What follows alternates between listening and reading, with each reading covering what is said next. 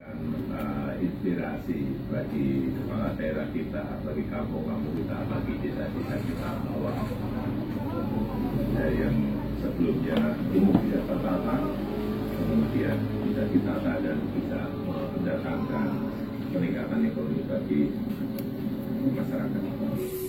Di Indonesia, penataan desa warna-warni telah dilakukan di beberapa kota, misalnya di Klaten, Yogyakarta, Malang, Jawa Timur, dan Jakarta. Bila menunjukkan daerah Pulau Alam Sungai Citarum, petugas gabungan menggelar operasi simpati di kawasan Cagar Alam dan Taman Wisata Alam Kamojang, Jakarta. Dalam melakukan penggunaan minyak petani, petugas juga melarang aktivitas pertanian dan bisa merusak ekosistem alam. Ratusan petugas gabungan dari Polri, Polisi Kita, dan PSP menggelar operasi simpati sejak Senin hingga Kamis depan. Mereka menertibkan lahan pertanian ilegal di kawasan Cagar Alam dan Taman Wisata Alam Kamojang, Garut, Jawa Barat. Selain melarang aktivitas pertanian, petugas juga merobohkan bangunan liar yang didirikan petani di lahan terlarang. Kementerian Lingkungan Hidup dan Kehutanan mencatat 150 hektar lahan di kawasan Cagar Alam dan Taman Wisata Alam Kamojang sudah dialihfungsikan.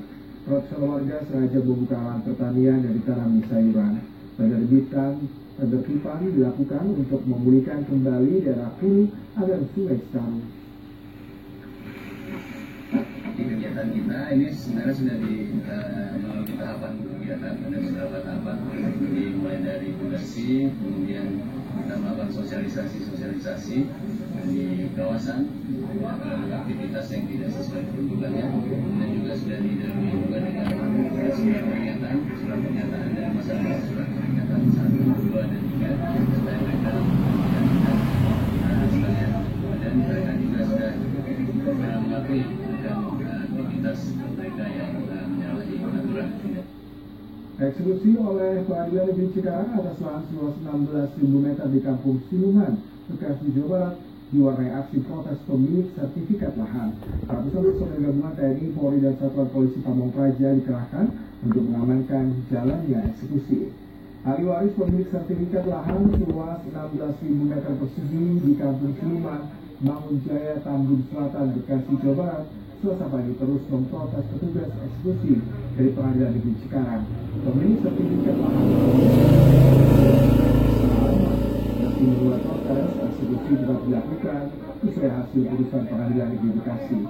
Tanah yang telah berperkara sejak tahun 2009 ini dimenangkan pihak penggugat atas nama Nasir, padahal pihak penggugat atas nama Nurdin juga mengaku sebagai pemilik lahan yang sah, lantaran juga memiliki sertifikat.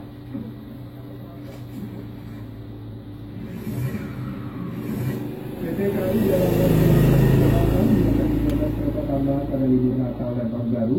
Penjualan tiket kereta untuk masa operasi 19 Desember 2019 hingga 5 Januari 2020 telah dimulai sejak 25 November lalu di semua kanal penjualan. Penambahan kereta dilakukan sebagai langkah antisipasi lonjakan penumpang di 2 stasiun yang melayani kereta api jarak jauh, yakni stasiun Gambir dan stasiun Senen. 13 kereta itu akan melayani rute favorit seperti Solo, Yogyakarta, Semarang, Malang, serta Surabaya. Rute ini sekaligus destinasi wisata lantaran bertepatan pula dengan libur sekolah.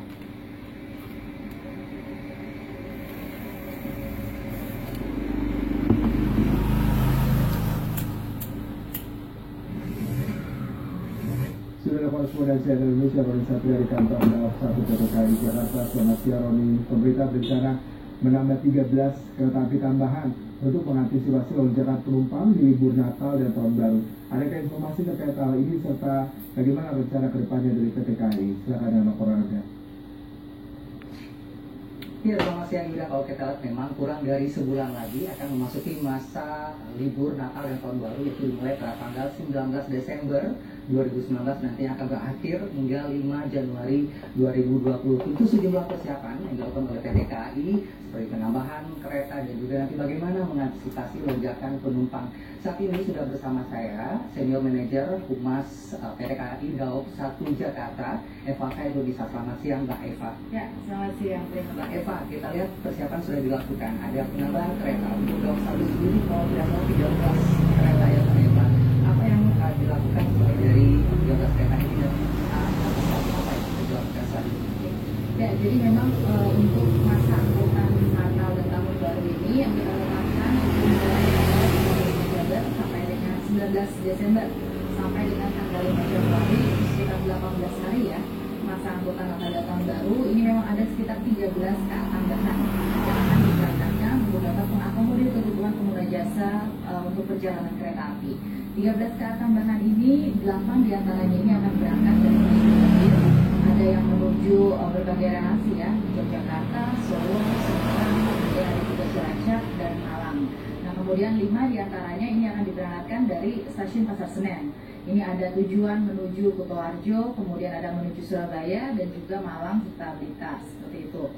Nah kemudian dari 13 KA tambahan ini kalau kita menghitung total ketersediaan tempat duduknya per harinya itu bisa mencapai sampai dengan sekitar 6.900 ya.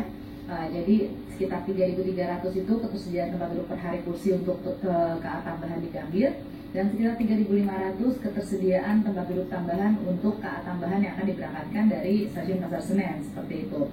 Nah untuk KA tambahan sendiri, masyarakat ini bisa melihat ataupun melakukan transaksi membeli perjalanan tiketnya itu melalui berbagai channel pembelian kami, bisa datang langsung juga ke loket atau melalui aplikasi KAI Akses, kemudian juga bisa melalui KAI 121 seperti itu. Jadi berbagai cara banyak, dan juga dengan beberapa jaringan penjualan tiket online sudah bekerjasama dengan kami, seperti itu. Penjualan sudah dilakukan sejak tanggal 25 November yang lalu ya, berarti sekitar 2 atau kemarin berarti ya untuk di Jakarta ini. Dan tentunya masih belum ada update sudah berapa yang akan sudah menjual seperti itu. Tapi dipercaya dari tahun lalu Mbak Eva, biasanya akan habis atau itu sudah paling berapa? Kalau prediksi dari kami, ini biasanya kalau kita kan menetapkan tanggal 19 Desember sampai dengan tanggal 5 Januari. Nah ini kemungkinan peaknya ataupun puncaknya ini akan terjadi di tanggal 20-21 ya, seperti itu. Nah ini mungkin sebelum tanggal itu sudah mulai dibeli. Biasanya kalau KA tambahan sudah mulai kita rilis, ini seminggu ke depan juga sudah mulai banyak pemesanan seperti itu. Hanya ini kan baru hari kedua, jadi memang sudah ada pemesanan, dan biasanya 5 hari ke depan atau seminggu ke depan ada seperti itu.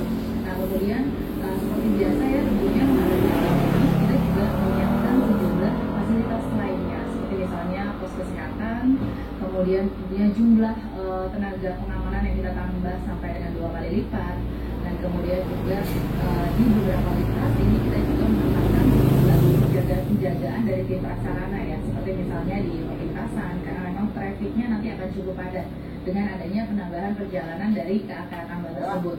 Nah sehingga memang totalnya kalau di hari biasa, reguler ataupun hari normal, ini kita memberangkatkan sekitar 67 perjalanan kereta api jarak jauh. Ya, itu 37 dari stasiun Gambir, kemudian 27 dari stasiun Pasar Senen, dan 3 lagi dari stasiun Jakarta Kota. Nah, dengan adanya pemberangkatan dari 13 KA ini, kemudian jika kita tambah dengan KA lokal yang ada, seperti misalnya KA Pangrango, kemudian Siliwangi, dan ada beberapa KA lokal lainnya. Pada saat masa di KAI 21 ini bisa menjalankan sampai dengan 114 KA. Kalau kita lihat berarti dengan ada penambahan kereta api,